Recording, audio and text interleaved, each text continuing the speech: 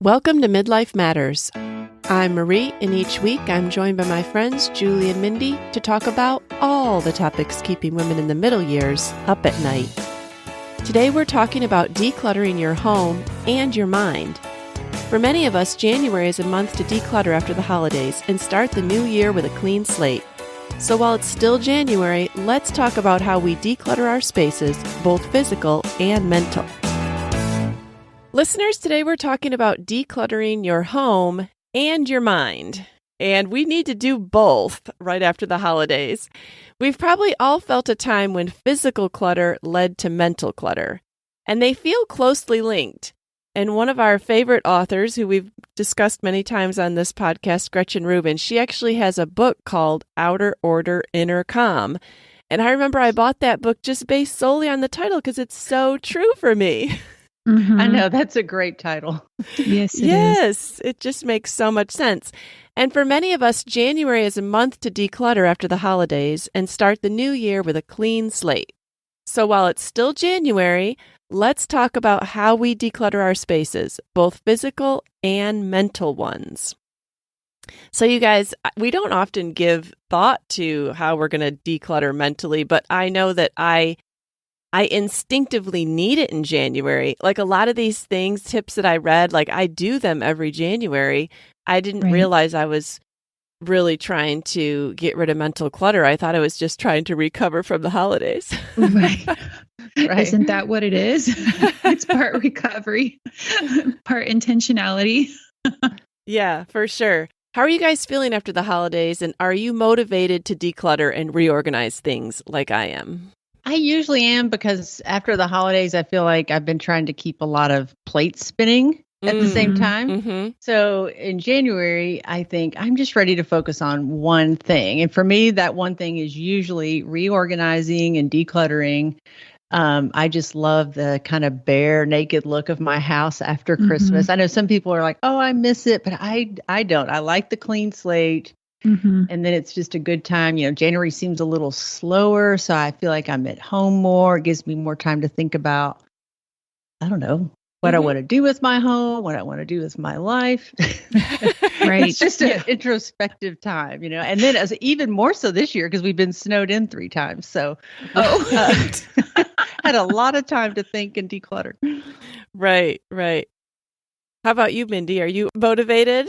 I'm trying to create order and process and routine in all areas. And so as much as I love the creativity and the go with the flow and all the people of the holidays and the extra decor that really does warm up a home, like Julie, I really enjoy putting it all away, just cleaning everything, getting rid of all the dust and, just having a very clean slate. And so the work in the home is simultaneously happening with the work in my own head. You know, I want to send kids back to school and I want to sit and have routine with my day. You know, I want order with everything. So I want to work out and I want to journal, and I want to journal all of the things that happened over the Christmas season and get it all out and just start fresh and new. So my mind is clear, my house is clear, and I try to clean up the inside of my head and the inside of my home. Yes. Well, it sounds like you are very motivated then. I had no idea that was my personality, but I have been doing it like you, Marie, for years. It's a natural tendency that I really enjoy the creative, go with the flow, but I do have that part of my personality that needs routine and some balance. Yeah, after the holidays, I just feel completely disorganized. I feel stuffed. Like every drawer I open, every cabinet I open, every closet I open, I'm out of control on where things are and what we have, because it starts maybe even end of November or early December when you really start Christmas shopping and you're like trying to hide things from people. So you start hiding a lot of things in different places, or you're trying to like buy ahead for big gatherings. So you start buying a lot of extra food that you can't fit in your normal spot. So you put it in all these other extra spots, and everything in the house kind of gets moved around. Then I have like this huge pile of returns that I've returned about half of them, but I haven't quite gotten through it. And, it involves printing out a label or asking for a return label. Like it's just stuff and it's just clutter and it just, yes, it weighs on us. So I definitely feel like this time of year, we need to declutter our homes and our minds. So where do we usually start? Like, where do you guys even start this process? If listeners are listening and saying, I can identify with what you guys are saying, I totally feel the same way. What should I start with today? Well, I go back a little bit because I usually start with paring down my Christmas decorations. Each year I have some things that I just don't put out. They just get left in the box. Right. So if I've noticed, okay, I haven't gotten this out in the last 3 years, then I want to get rid of it. So this year I was able to consolidate my Christmas decor and get rid of 2 boxes. Wow. So that's 2 huge Christmas boxes went away. So every year I plan on doing that. Yeah. And then I'm also motivated at first by Christmas presents. After they're unwrapped, we kind of leave them under the tree for a little bit. And then when I take the tree down, it's like, oh, I got to put all these things somewhere in the house, like books on the bookcase, PJs in the drawer, kitchen gadgets in the kitchen. So my rule is kind of if I'm bringing something in, I want to send something out. Like if I got a new pair of pajamas, well, then if I've got 5 in my drawers, something's got to go before I put these in. Yeah. How many Christmas pajamas do we need? So it's just a good time to take inventory of like what I have and what I'm going to use. And if I'm not going to use it, I need to get rid of it. Right. That's a rule that seems so obvious on the surface, but we all struggle with. If we're not going to use it, how come we don't just get rid of it? Right. How about you, Mindy? Where do you start? Bryce and I, with the home, we work in tandem. He is huge into organizing. Like the Container Store would be his absolute favorite place to go, which is complete opposite of me. I'm clean, but I'm not organized. Even this year, he was like, I want all the Christmas in red totes, and I want all of these in this color tote. I need to know when I look at the storage, what is where. And we have different storage closets for different items. So he's going through things, and he's the one making me make decisions like, Mindy, this is still sitting in the box. Do we need to get rid of that? Because and just put it back. If I can't see it, I'm really not worried about it. However, he forces that issue with me. With me, I want things clean. I need all of the surfaces cleaned off. Like you, Marie, I end up with piles of things where I have moved things to accommodate the Christmas season. And so now I'm like, oh, there's, that stack of pictures that I took off that table to put the nativity scene on. I need to go back and do that. But honestly, I think the number one thing I start with is time. And just like time is an ingredient with baking, time is an ingredient with creating order. Sometimes, personally, I need to let things settle. I will get it clean, but I can't jump into like organizing something yet because I need to let my mind rest. And so allowing time for rest, and that's where the journaling comes in, just cleaning and just having order to my day. I'm going to go work out. I'm going to make sure I have a plan for dinner. Like it's so simple. But to me, it lets my mind rest when I have just so many things that I'm doing. And then my mind goes then to like, okay, now it's time. Let's tackle that, or let's tackle that. That sounds like a smarter plan. If I'm organizing decluttering, then we just maybe not have dinner. Right. I mean, it's a cereal night. Right. Yeah. You don't have teenage boys in your house anymore. I have David. He eats a lot. Yes. Yeah. He's learning to cook. Yeah. That's good. Well, I'm just like you, Mindy. I can't even think about decluttering until I've cleaned. And so this podcast topic was weighing on my mind yesterday, but I hadn't had any time by myself. And I really like to clean when I'm alone in the house. And I had a couple hours yesterday where everybody was out. And so I got out the paint, which I do periodically. to touch up all the kitchen cabinets that got chipped over everybody being home for the holidays. And I wiped them all down and touched it up. And then I washed my kitchen floor, and I just I took things off my counter and like cleaned them all off. And I just felt so much better. Once I had done that, I could look at my pantry and say, okay, I don't need this, or I don't need that. Or I could look in that pot cabinet that's overflowing and say, okay, I don't really, like then I could start to look at that stuff. But if the kitchen is not clean, then I can't do that. Or same thing in the bathroom. Like I can't start going through the drawers and through the towel closet and stuff if I haven't cleaned the bathroom first. It's just not going to work. My mind's not in the right spot. So maybe if you can't get started cleaning out a closet, maybe just clean the room. And you'll be more motivated. Yeah. It's amazing what happens when you vacuum the floor or, dust. Yeah. It just leads into a feeling of, okay, I can do this. I want to keep on cleaning. That's basically what you're doing when you're decluttering is you're cleaning. Right. Yeah. Where do you guys find that most of your clutter lives? Because, they always say that clutter attracts clutter. So if you have a spot where it's a little messy, it's almost going to attract more mess. Where is that for you in your house? For me, it's in my kitchen on the island, or in my pantry is a walk-in pantry that has cubbies. So there's little cubby shelves and hangers.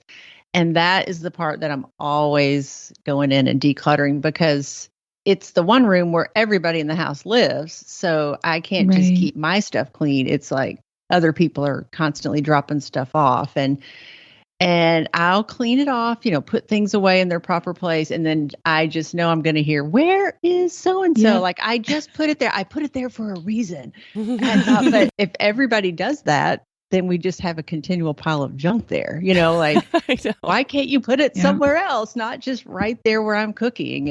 And I just cringe sometimes when I hear, Mom, where's this? Because I have been accused of throwing things away before that were critical that I thought, this probably isn't important. So that's just a constant battle. When you say accused, that makes it sound like you really didn't do it, but it's sounding from the story that you did really do it. I don't know. She sounds guilty to me.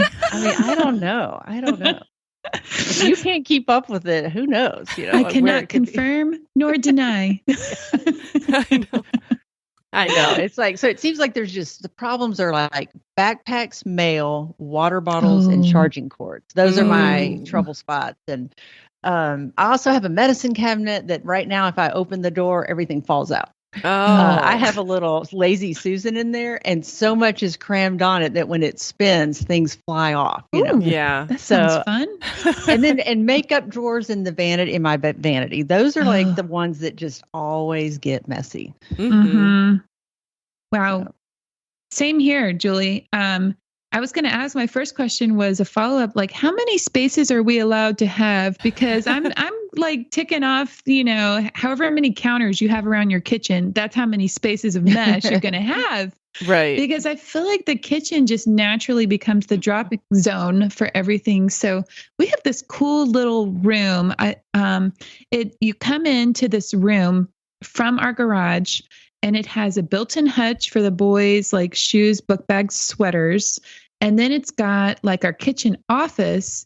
And then you come in through a doorway, through the kitchen, to the kitchen and the main living area. So what's nice is that you would think all the clutter would live in that kind of one room, like that coming in kitchen office hutch. You would think. Someone really thought about that when they built it. Oh my goodness. But there is a counter in the kitchen that everything gets dropped on the island or this other countertop. Well, Bryce and I both get tired of it, and we move it to that kitchen office or the hutch area that is the boys. But all in all, like, you're going to find old schoolwork papers, ACT prep books, returns, like an item that I'm waiting to find another item so that I can decorate with it in the house. Like, it accumulates. And so it moves from one counter to another. Sometimes Bryce, if he can stuff things in a drawer, he'll just put it all in the drawer just to have a calm countertop. And then his motto is, if you haven't needed it in a couple months, that drawer, everything gets tossed. Like, Julie, that's right. Like, nobody's asked for it, and I'm tired of the clutter. Right. Right. Well, yeah, that's the thing. Like, I have this corner of my countertop that I am guilty of cluttering up, but it's because out of sight is out of mind for me. And these are bills that I do need to pay, or this is something I do need to get back to, or this is a coupon that I do want to use. Like all these things end up living there. Right. And then the only time it really gets cleaned off is if we're going to have people over. I'll just take the whole thing and put it in my closet. But again, out of sight, out of mind, sometimes I forget to go back and look at that stuff again. Yes. So I'm getting the second notice of the doctor bill in the mail. And, I'm like, oh, yeah, I forgot I put that. Right. But that's probably my worst, my most continual spot that I have clutter. But you're right, Mindy. There's other places in the kitchen where clutter collects. It just doesn't collect as consistently. But one thing I want to tell women, because I'm like you, Julie, and like Bryce, I have been accused and found guilty of throwing things away. And Steve and I got in a huge fight, maybe our first or second year of marriage. I threw away some papers of his because they had sat there forever. And was he really ever going to do anything with them? So I threw them away, and he got livid. And so Steve has a drawer in our kitchen that is his, and it is a mess. It is a complete and utter mess. But that drawer is allowed to be a complete and utter mess. He can put whatever he wants in it. I do not go in and clean it out. Maybe once a year he'll go in himself and clean it out. But that is allowed to be however he wants it to be. Marie, that's so funny, because I was going to mention the drawer, because you mentioned this before. Oh, okay.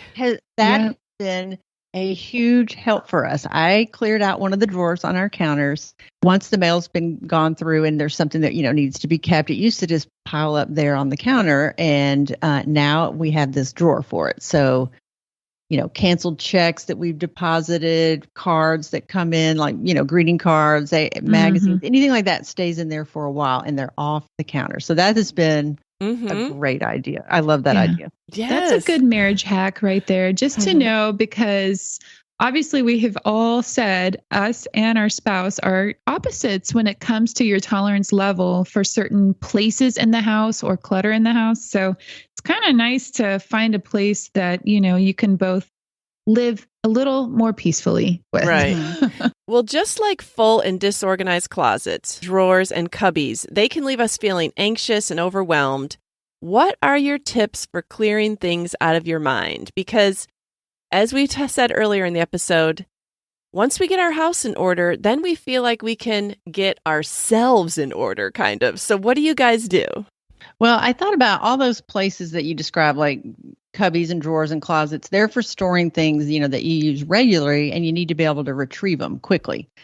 So when my mind gets too jumbled from trying to keep everything up there stored all together, it can be hard for me to retrieve those things that I want to remember. So I thought about a couple things that I do, and I came up with 3 things that are really helpful for me. I kind of keep a running to-do list on my countertop, and it'll be like the day, the week, even the month. I just put it all on there. And, a week maybe I'll go by and I don't get that done, but that's okay, because I know okay, I've got the month for that thing. And then I also keep right above that a paper wall calendar. Now I know that's very out of date, but I still use my phone for appointments and set reminders, but I just like that visual of the whole month. Like I can see the month at a time. And I know, at a glance, I can see what I'm doing. But the biggest help for me has been using the Notes app on my phone. And I know we've talked about this before. I've been using it for a while, but I finally took some time this weekend and I organized it into folders. And I didn't even know you could do that. A friend was telling me about that. And so I created all these folders. And some of my new folders that I created are books I want to read, movies and shows to watch. I have a quotes folder. I have a podcast idea folder. So if anything comes into my mind, I can just put it there and I don't have to keep thinking about it. I even have an I'm a fan folder for our podcast. I have a grief folder. Like I read a lot of writings and I think, oh, that's so good. I want to remember that so I can put it in there. I had a Christmas list folder, grocery list. I have a prayer list. I have a recipes folder.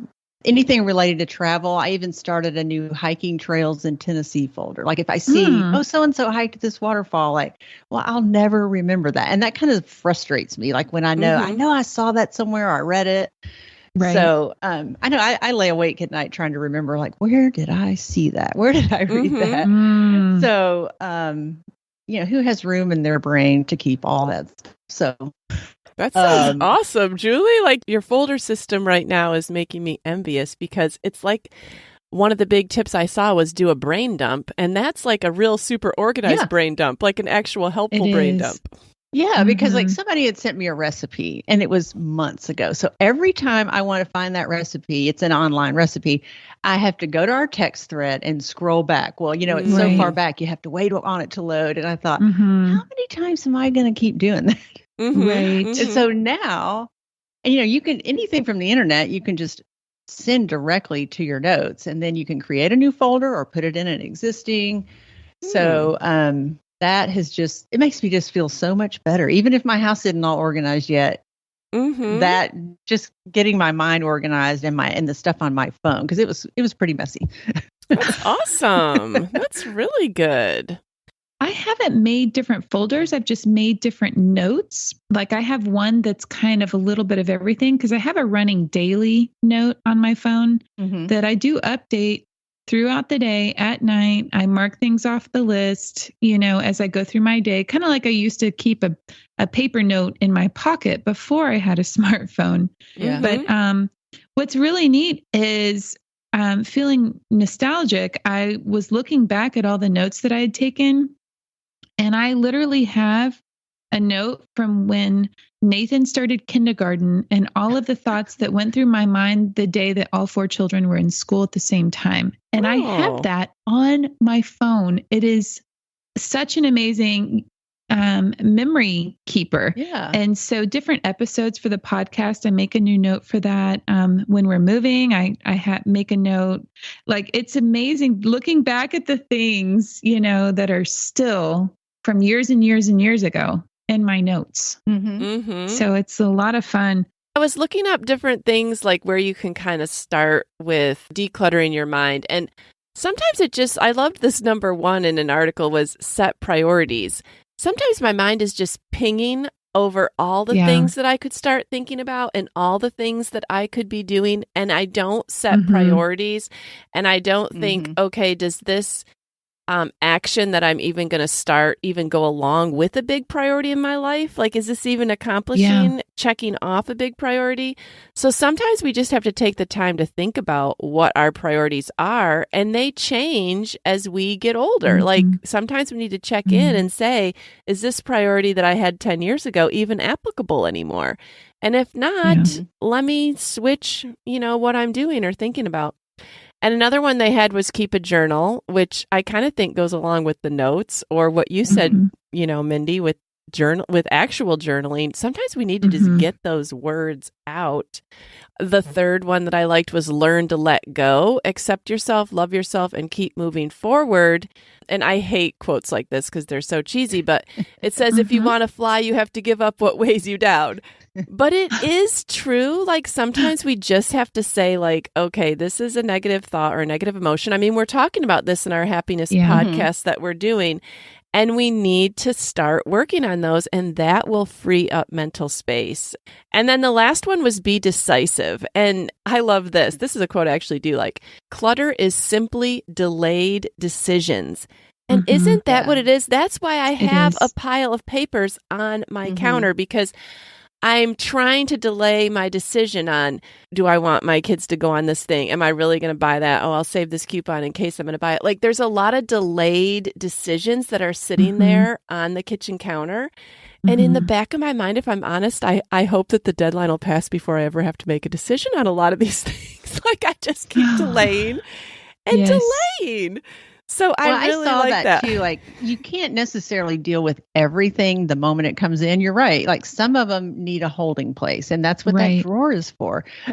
I think it's okay as long as we pare it down. Like, don't hold on to everything. Like, hold on to what you have to, and then try to attend to it as soon as you can.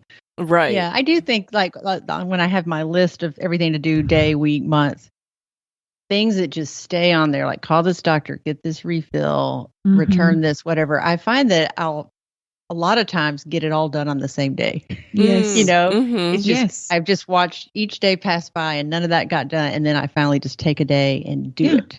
You get that feels so good. And then I mark it off. I keep that pad there and I get to see it marked off. Right. Success with one onerous task leads us to tackle the next one. Well, we kind of talked about how we declutter our mind and how we might prioritize those things. Sounds like we have a little bit of work to do. But how would someone prioritize decluttering around their house? I mean, maybe they've decided, okay, fine, I'll clean the area first and then I'm going to start. But how do you even decide which room to start in? Or are you a room to start in type of person? Maybe you do all your closets first, or maybe all your storage areas first.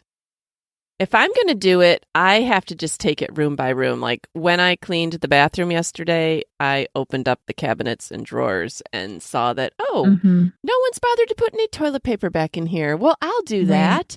It's amazing how the kids' bathroom never has any toilet paper. Right.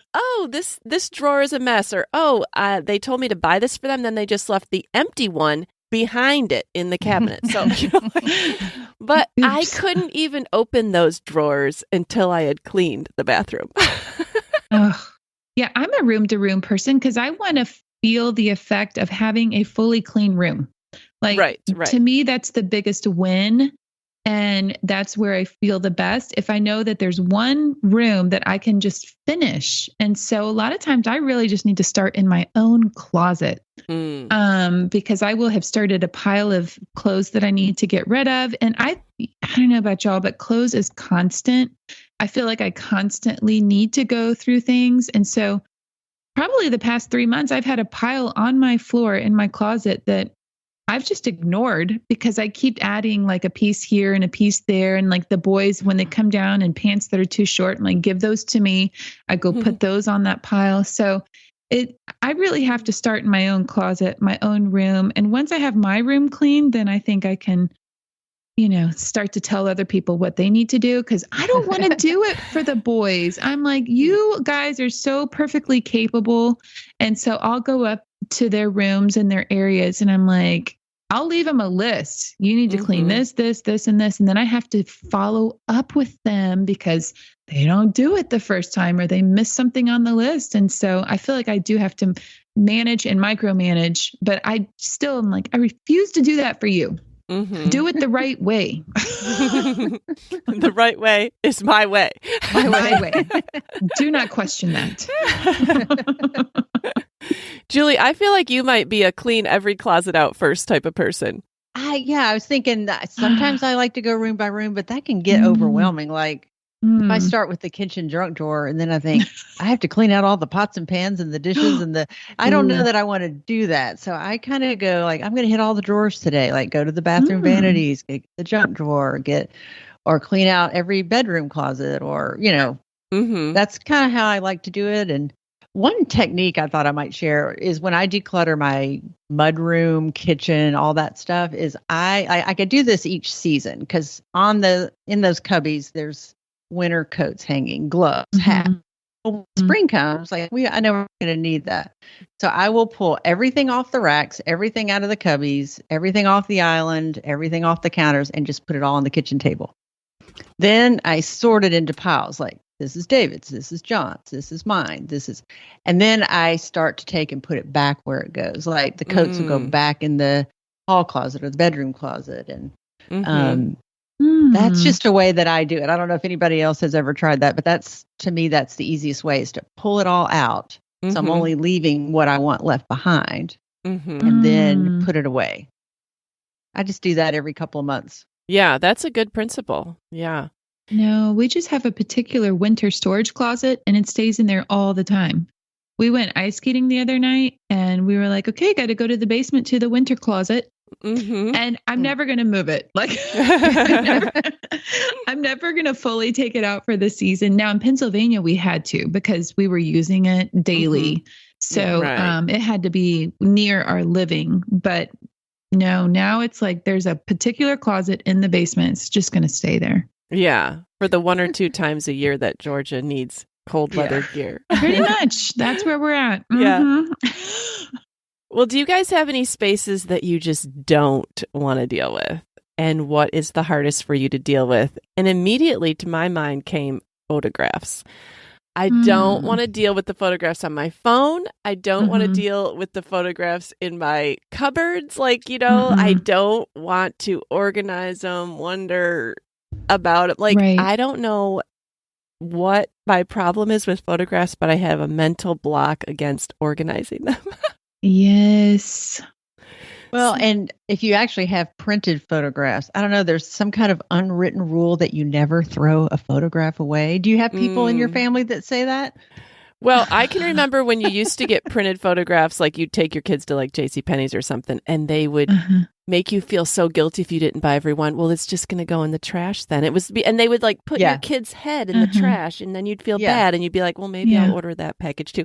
There's definitely something hardwired into our human psyche. Yes. It's like, we don't want to throw a photograph away. I totally see what you're saying, Julie. It's like you're throwing them away or something. Right.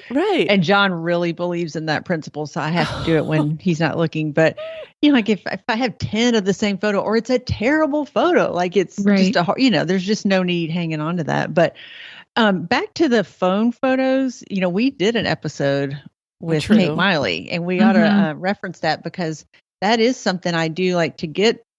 I have maximum storage on my phone and I still get full. So I back them up and then take them off my phone. So they're still somewhere safely stored, but they're not just right there on my phone. Right. So that's how I deal with those. But one of my problem areas is anything that's sentimental. So like photos, obviously Marie, but one thing right now is I have this closet upstairs and it's full of board games. Well, I don't ever want to play Monopoly again, but I can't get rid of that. Right. It just has all these memories attached. It's like, shouldn't every home have a Monopoly game? Right. And you feel like all your adult kids are going to be home sometime and they're going to look at you. They'll say, let's play Monopoly. And then you're going to say, oh, I got rid of Monopoly. What? And then you're going to feel like, oh, darn, I ruined that special moment. We could have all played Monopoly together. I know. I always think, well, if I already own it, what's it costing me? As soon as I get rid of it, I'll have to go buy another one, so I just hang on to things like that. And I don't know what to do with them. But so right now the decision is just to keep hanging on. I'm laughing because I literally got suckered into when they make a Monopoly after your town, you have to buy it. Oh. You're never going to play it, but you have to buy it. They literally made a LaGrange-opoly. And I'm like, really? Wow. Our little town is not that big. And it is so cute. I'm like, oh, it's got Nutwood Winery on there. And look, it's got Sweetland Amphitheater. And I'm like, that's just really cool. Nobody played it. It's going to sit on the shelf, but I had to buy it. Yes. And I mean, I hate Monopoly. Do you like Monopoly, Mindy? I hate it. So all three of us hate Monopoly.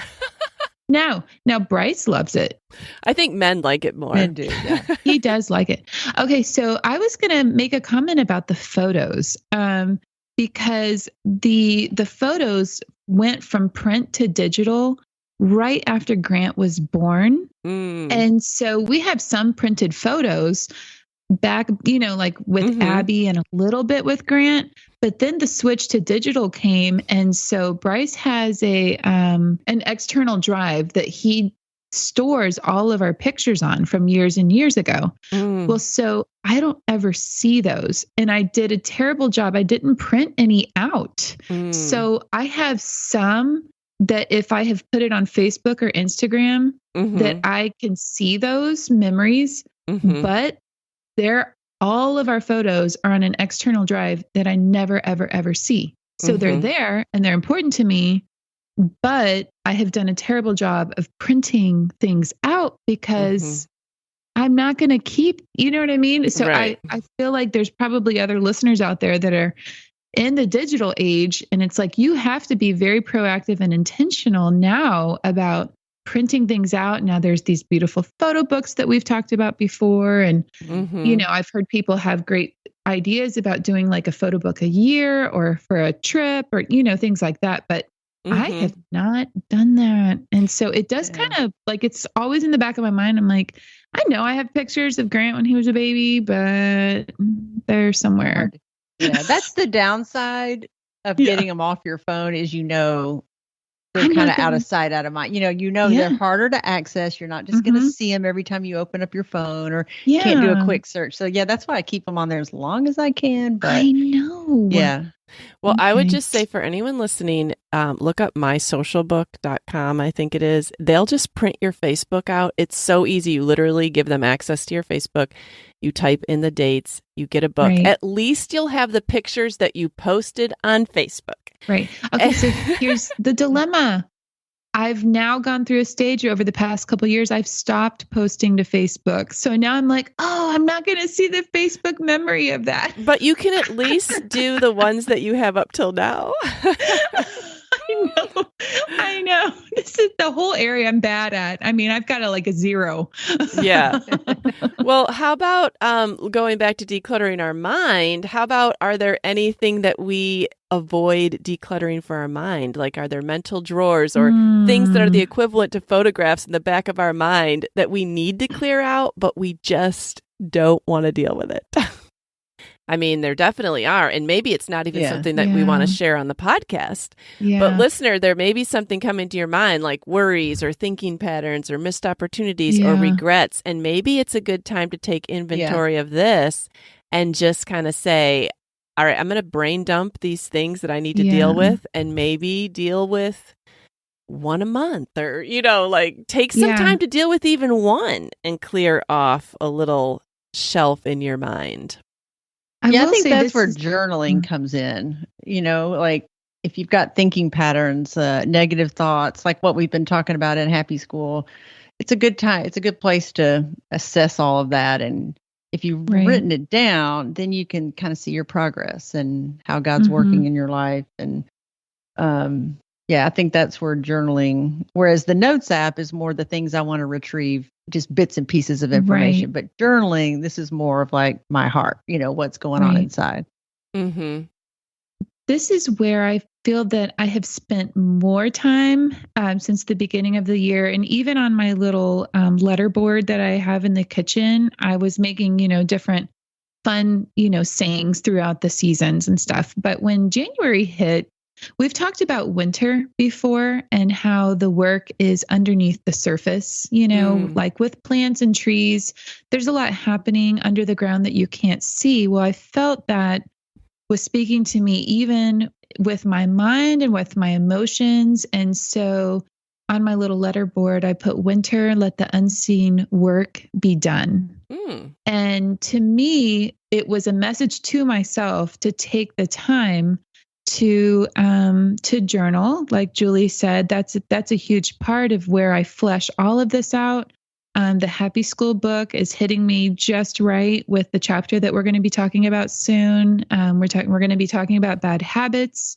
So that's made me kind of, that's aided my unseen work, the deep work, the inner work that you feel, but that nobody sees. And I've also found myself looking back to a year ago on my calendar, the things that we were going through. So there's even a part of remembering, because with remembering and looking at the past and you see it in a new light, when a couple of years have passed, and remembering where you were a year ago, what was happening, where you've come, and really taking inventory of your brain, your heart, your soul, like, where is it that is plaguing me? Is there a relationship, and really dredging it up, writing about it, praying about it, and allowing the Holy Spirit to kind of heal and grow you and heal you and show you a new way. So I have been doing a lot of inner work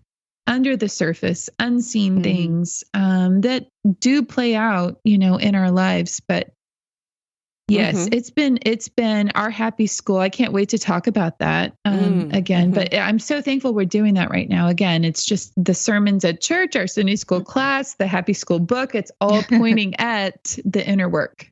Yeah. You mentioned that you look at your old calendar, and I said I have a calendar on the wall, and I always hang it over last year's, and I keep them both because I just love looking back. Like, what was I doing this day last year? And it is a good introspective thing to see, like, well, what has transpired and where am I today? Because you can look back on a calendar day a year ago and you remember exactly how you felt. Yes. It's weird. Yes. Well, I know we talked earlier in the episode about kind of limiting what we allow to come into our home. That's a big tip for avoiding clutter. Like Julie mentioned, if she gets a new pair of pajamas, then she's going to get rid of an old pair of pajamas. Don't you think that it's probably just as important to limit what comes into our mind? And I know that we all know this, but how do we actually do it? Like, how do we keep our mind from becoming so clogged up with all these extraneous things that we don't even have mental room to do the work? Mindy, you're smiling, so I feel like you have some wisdom here. Oh my gosh. Well, it's funny. My mind always goes to a movie reference to put things in perspective. We were watching The Martian yesterday, and at the end of The Martian, he says he's talking to a group of kids, and he's just survived this whole ordeal, if you guys have seen that movie. And his philosophy is so accurate for life, as he says, you just solve one problem at a time. And then you solve the next problem. And then you solve the next problem. And if you solve enough problems, you get to come home. And that every time we get to the end of that movie and he's like faced this insurmountable challenge of being left on Mars. I mean, it's not true, but still you get the picture. Right. And to me, that has been, that one thing at a time mentality that helps me deal with and live better in my life. So that's why I was smiling. I was like, The Martian, he hit the nail on the head. Solve one problem at a time. Yeah, that's true. That's true. How do you eat an elephant? One bite at a time. That's right. Yeah. Maybe limiting things. We don't like to do it. We don't like silence. Like coming along with our second brain, our phone. I remember I used to actually go for walks without music or a podcast or anything else. And I would just walk out my door and go for a walk and it was silent. Or I might drive in the car and it would be silent. Like I might not play the radio. And I feel like I probably had better mental health at that point because you need time to decompress. I mean, that's why they say like you get your best ideas in the shower. Because most people aren't listening, they aren't putting things into their brain. Now with like waterproof speakers and waterproof cases, like that's even kind of gone out. It's like people don't even want to have their own thoughts. They only want to have things coming in all the time. And I don't know how you can do inner work like that. Yeah, and if you're not taking time, it's like it can all be good information, but if you're never processing it and saying, well, what am I going to do with that? Or is this true? Or is it helpful to me? It's just all noise, It is. It's very noisy. Yeah. And then you have to have a chance to process and put into action. Like you can't always take it in, and never develop that for your personal life and make it happen. So it's just... And I'm guilty of it. Like, I'm totally guilty of it. Like, I'll listen to a great podcast and I'll push play on the next one. I haven't even processed that one. Or I listen to a good audiobook and then I'm like, oh, what's next on my shelf? And I haven't even taken time to think about it. And that's even like how we watch TV now. It's like, I don't even want to watch a show that's only going to come out once a week. I'll wait till they release all of them so I can just keep hitting play. Whereas I might have given some thought to that TV show throughout the week, or I may have given that some thought to that podcast or that sermon that I heard or anything, but now we're just constantly pushing more and more into our brains. And I'm just as guilty as the next person. I know what I should do, but I'm not good about following through with it. And that's where my notes section is coming in handy. Oh, yeah. Like I have a reading list that I want to go through this year. So I've got all the books lined up and I just finished one, and that all went into my notes. Like, okay, what were the quotes from that book that I want to remember? Because I don't want that book to just fly out of my head. Like I read it for a reason. Yeah. And I want to be able to like have a handle on the language of the book, on the what was the meat of the book, and be able to discuss it and use it. And so that has been really helpful. And this kind of ties into what I wanted to say about this subject, just that social media, for me, I'm in a constant struggle with it because I love it. Right. And I'm reading like a lot of therapists and blogs and psychiatrists, and I read a lot of travel things and hiking posts. And I feel like I'm going to maybe curate my feed more carefully in the future and not follow some of my closest friends like that I can see in person, because I want to get rid of social media some days, and I think, no, because I want to stay connected. But am I really connected? Right. Just because I see what you might have eaten for dinner, or where you went, or what movie you saw, or you know what I'm saying? Like, is that really connected? Like, I would rather, and this is hard for me, pick up the phone, text, call, like, let's go have coffee, and get it from the source. Like, not just get maybe the picture perfect thing that's out there. I'd rather get the information in person. Right. And oftentimes if I think, oh, I've already seen what they did, then I think, oh, check, I already know. But I don't really know, Right. I just kind of know what's out there. Like, I would rather get the whole story. So that's something I'm going to try to figure out this year, is how to keep on social media and enjoy the good parts of it, but not let it keep me from really connecting, which is what I'm trying to do. If that makes sense. Yeah. No, that does make sense. Yeah. Well, there's a lot here, obviously, listeners, that we know we should do, but we don't do. But before we go, we do want to give some tips that we do actually do. Tips that we actually can give you for decluttering. So do you guys have any last minute tips before we get to I'm a fan on how people can declutter, stay organized, limit their clutter? This can be either in their house or in their mind.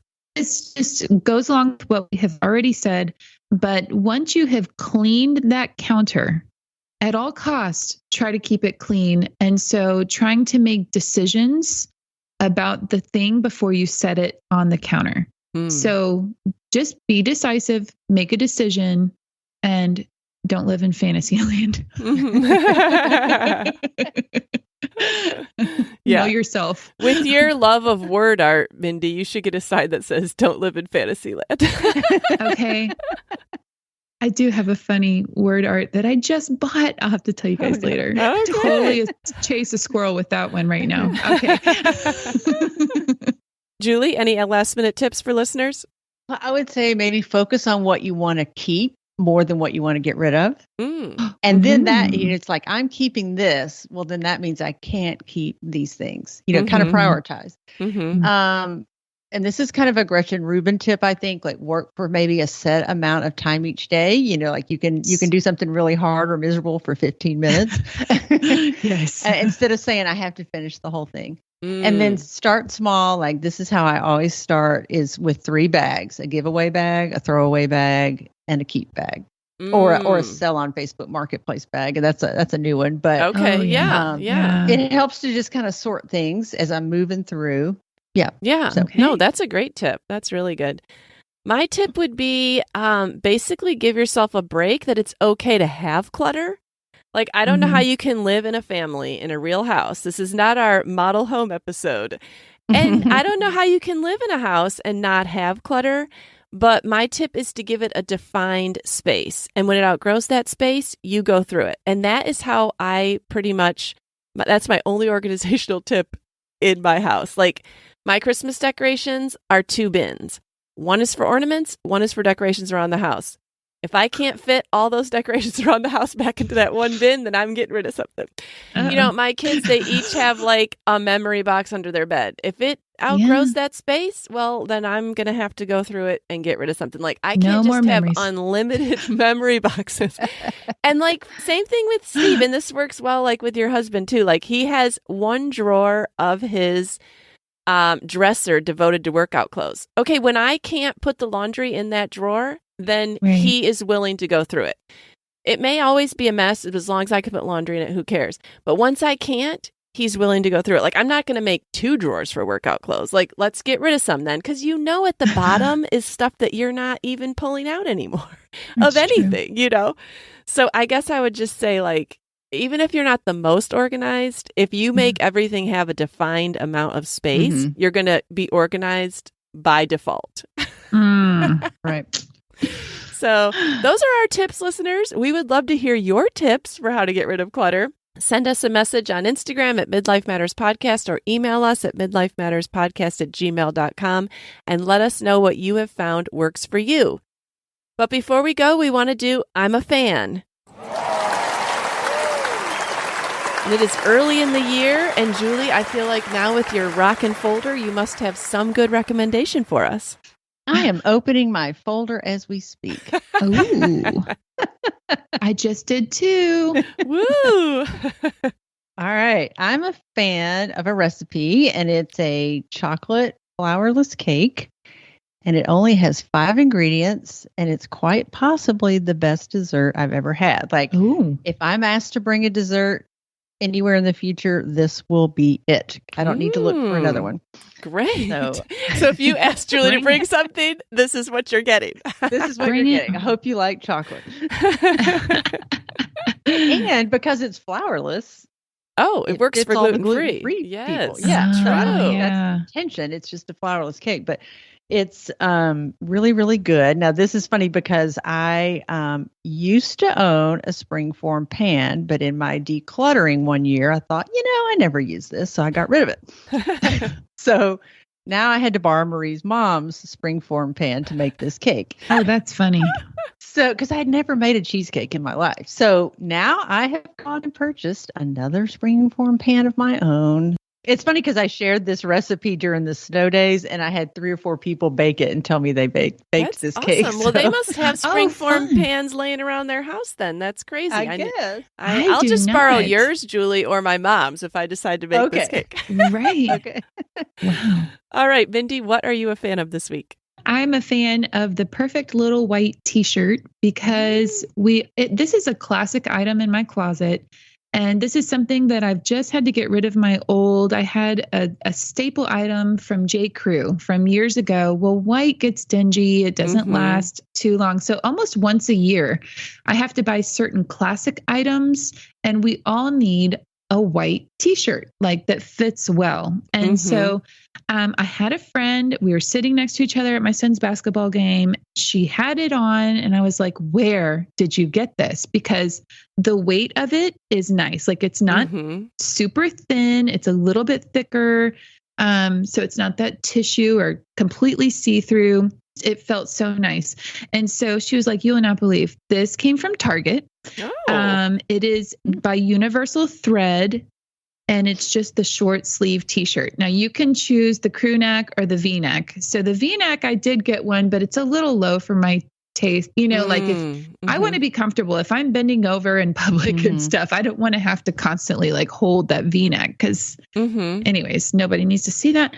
But, I love this little t-shirt. And so they're hard to find in the store, I've noticed, in the size. So if you can try on and find what size you need, I just bought 2 over the weekend because they had these t-shirts. They were running a sale. They were $5. Oh, okay. Yeah. And so for me, that was okay, it's time to get rid of these old J. Crew ones that they've gotten dingy. They no longer fit well. And I've replaced my little white t-shirt. All right. Well, we will definitely put a link to that. It probably will sell Target out just based on all women need a white t-shirt. And you can never find a good one. It's very difficult to find one. It is. This is a great weight. You will love it. Awesome. All right. Well, you guys, I'm a fan of kind of a scary audiobook. It wasn't scary. It was just a little creepy. So it's called Rock, Paper, Scissors by Ellis Feeney. And it says, think you know the person you married? Think again. It says, things have been wrong with Mr. and Mrs. Wright's marriage for a long time. And when they go for a weekend away in Scotland, it might be just what their marriage needs. But you actually find out that they both know this weekend will make or break their marriage, but one of them is lying and someone doesn't want them to live happily ever after. So it's kind of creepy. It says 10 years of marriage, 10 years of secrets at an anniversary you will never forget. So, Wow. and it's funny because I was listening to the last hour or two of this audiobook as I was driving to take my daughter to visit Ole Miss on Thursday night, and it was dark and I was on a windy road and I'm listening to this audiobook and I thought I would really like to not break down out here with this creepy audiobook in the back of my mind. Oh my gosh. But it was interesting. It was an interesting story. So if you just want to, have kind of it wasn't like a horror one. It was just a little creepy. You can pick up Rock, Paper, Scissors by Ellis Feeney. I already know that Julie and Mindy won't, but listeners, if you do, go ahead and message me. I do love that you just said that, and I'm smiling because on my Kindle, I just had to choose a new book, and I totally was like, I need a murder mystery. Oh. And that's where my mind is at right now. I'm like, that's exactly what I want. I want a murder mystery. Oh, well, maybe you would enjoy this one then. I'm tired of doing all the inner work during the day. So like at night when I'm reading my Kindle, I'm like, murder mystery. Total fluff. Yes. All right. Well, listeners, we hope you enjoyed this episode about decluttering. And, we have so many work on yourself episodes in January. We've had all the happiness ones, the midlife crisis, now here the decluttering. I mean, some of you guys out there have got to be doing some work and we'd love to hear about it. How have we helped you? Or have we not? Did you stop listening? Maybe all of our episodes are in a folder on their phone, work to be done later. Yeah. File neatly away. Yes. They've gone to the next podcast. So you're like, oh yeah, that sounds good. Okay, what can I listen to next? All right. Well, Julie and Mindy, I'm going to keep on trying to do the work a teeny bit at a time, but I know you will too. And we'll be back here next week to talk about it. All right. Sounds great. All right. We'll talk Bye, to you later. girls. Bye. We're so happy you joined us today. You can find the show notes for this episode at midlifematterspodcast.com. Also, please tell a friend about the show and help them hit the free subscribe button on their favorite podcast app. Be sure to follow us on Instagram at Midlife Matters Podcast. That's where we post pictures and stories about all the things we talk about in each episode. Thanks for listening, and we'll see you next week.